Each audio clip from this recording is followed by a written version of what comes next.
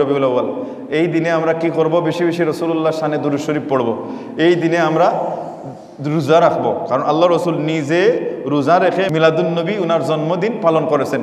আমরাও রোজা রাখবো, মিলাদের ইন্তেজাম করব, দোয়ার ইন্তেজাম করব, আল্লাহ রসুলের জন্য দরজা বুলন্দির জন্য দোয়া করব। লাভ হবে কি? আমি যদি আল্লাহ রসুলের জন্য দোয়া করি, কিয়ামতের ময়দানে রসুলুল্লাহ আমার জন্য শাফাত করবেন। সুবহানাল্লাহ।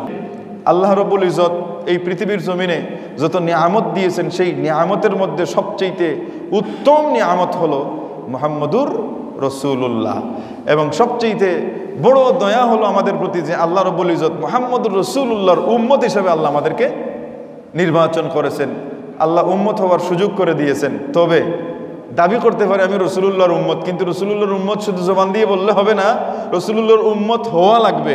রসুলুল্লাহর উম্মত হয়ে পৃথিবীর জমিন থেকে বিদায় নিতে হবে। রসুলুল্লাহর উম্মত হতে না পেরে মৃত্যুবরণ করলে কিয়ামতের ময়দানে আবে কাউসারের পানি পান করা যাবে না, রসুলুল্লাহর সঙ্গী সাথী হওয়া যাবে না, রসুলুল্লাহর শাফাত নসিব হবে না। যদি উম্মত হয়ে যেতে না পারি, তাহলে উম্মত হয়ে যেতে হলে কি করতে হবে? প্রথমে হইল রসুলকে মানতে হবে। রসুলকে কীভাবে মানতে হবে? যে রসুল মুহাম্মদুর রসুল্লাহ তিনি আল্লাহর প্রেরিত দূত নবী, এটা সত্যিকারের মানতে হবে।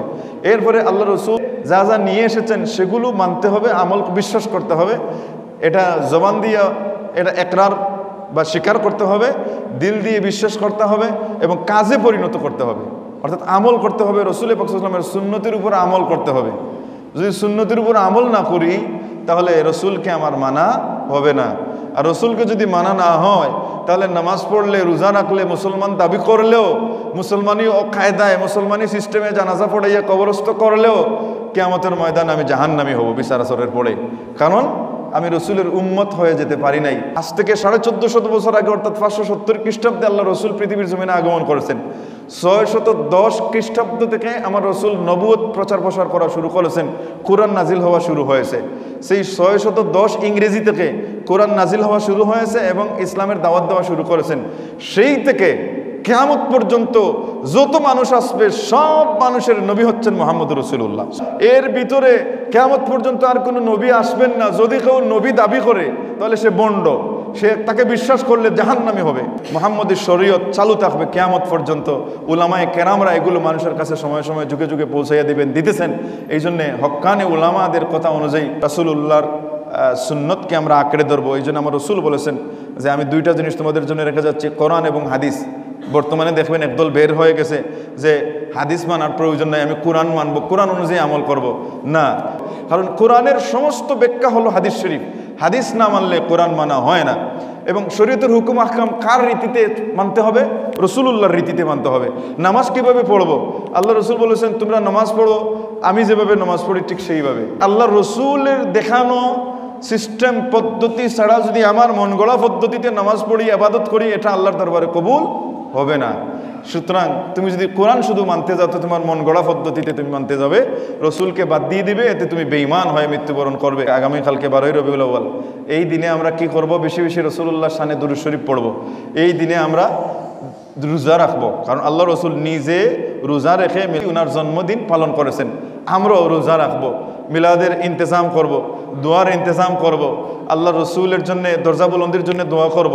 লাভ হবে কি? আমি যদি আল্লাহ রসুলের জন্য দোয়া করি, কিয়ামতের ময়দানে রসুলুল্লাহ আমার জন্য শাফাত করবেন। সুবহানাল্লাহ। এই জন্য আল্লাহ রসুল বলেন, হে সাহাবায়ে কেরাম সাল্লাল্লাহু আলাইহিল ওয়াসিলা, তোমরা আল্লাহর কাছে আমার ওসিলা, আমার জন্য দোয়া করো, তো যেন আল্লাহ রব্বুল ইজ্জত আমাকে মাকামে মাহমুদ দান করেন। অথচ আল্লাহ বলতেছেন যে আমি আমার বন্ধুকে মাকামে মাহমুদ দান করলাম।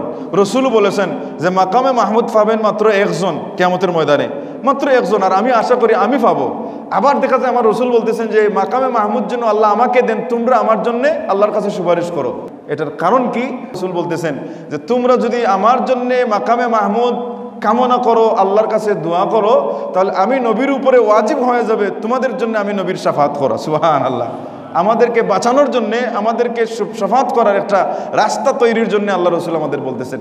এই জন্য আমরা আল্লাহ রসুলের জন্য দরজা বুলন্দির, মাকামে মাহমুদের দোয়া করব, ঈদে মিলাদুন নবী রোজা রেখে পালন করব, র্যালি দিব, র্যালি দেওয়াটাও জায়েজ আছে, র্যালি দেওয়াটাও জায়েজ।